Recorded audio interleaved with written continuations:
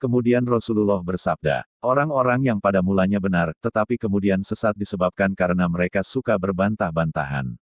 Berbantah-bantahan kadang-kadang memperebutkan sesuatu yang tidak berguna. Selanjutnya Rasulullah bersabda, kebanyakan penghuni surga adalah orang-orang yang berfikir sederhana. Hadits riwayat Imam Baihaqi dalam Syu'abul Iman. Hendaknya tidak ragu-ragu dan cukup pada garis besarnya saja dalam beriktikad. Oleh sebab itu, Rasulullah melarang memperbincangkan orang lain. Pikirkan saja bagaimana agar ibadahnya sah dan diterima, serta bagaimana mencari rezeki yang halal. Bekerja apa saja asal halal, misalnya saja tukang sepatu, bertani, dokter, atau yang lainnya, selama tidak mempersoalkan sesuatu yang bukan ahlinya. Rasulullah sering memberikan nasihat demikian, karena merasa iba terhadap orang yang berbuat seperti itu. Belum jelas kegunaannya, tetapi sangat jelas bahayanya. Pada dasarnya, memang percaya kepada isi Al-Quran dan Sunnah Nabi. Jika terdapat ayat Al-Quran yang tidak mengerti, maka serahkan kepada Allah Subhanahu wa Ta'ala, dan bagi orang awam yang tidak begitu mengetahui, cukup menerima apa adanya, selama tidak menyekutukan Allah dengan apapun juga. Sebab Allah, laisa kamitslihi syai'un. Bagaimana dan seperti apa Allah itu, wallahu a'lam. Hanya Allah yang tahu, terhadap diri sendiri pun kadang-kadang kita tidak tahu, lebih-lebih tentang zat Allah. Rasulullah Shallallahu Alaihi Wasallam melarang orang mentawilkan sesuatu yang di situ diselipkan ayat-ayat Al-Quran dengan tujuan agar dapat diterima akal sehat guna mencari kesesuaian hukum alam, padahal teori selalu berubah. Pada zaman dahulu, orang suka mencocokkan ayat-ayat Al-Quran dengan teori ilmu fisika dan ilmu lainnya. Kemudian, teori itu mengalami perubahan, padahal orang itu telah mati. Maka, tafsirannya pun hanya akan menjadi sampah. Itulah kenyataannya, teori manusia akan selalu mengalami perubahan. Sedang dia mendasarkan tafsirannya pada Al-Quran bagi teori-teorinya, kemudian dibawa mati.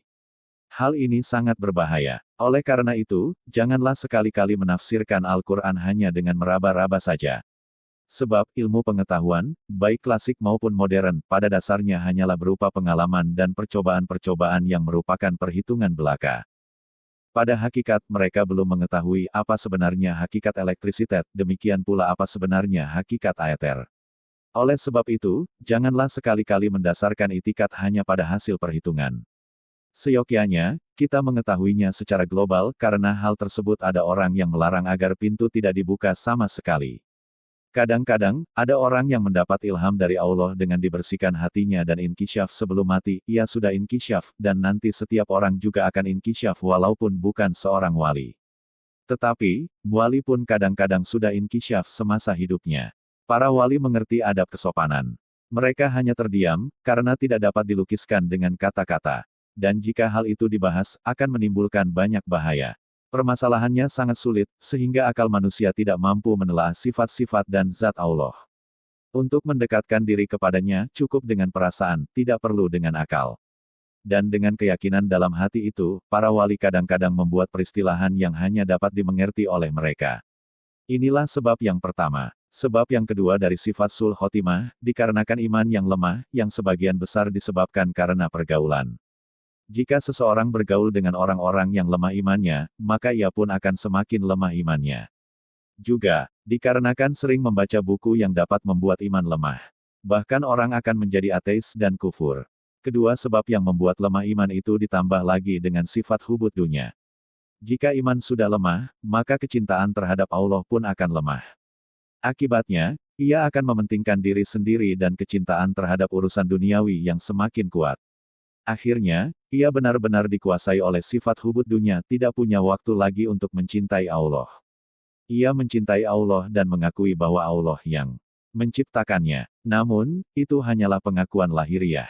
Dan hal itulah yang membuatnya senantiasa melampiaskan nafsu syahwatnya, hingga hatinya mengeras dan tertimbun kegelapan dosa.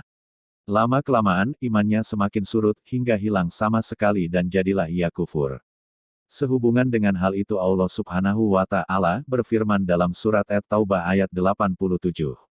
Dan hati mereka telah dikunci mati, maka mereka tidak mengetahui kebahagiaan dan berjihad.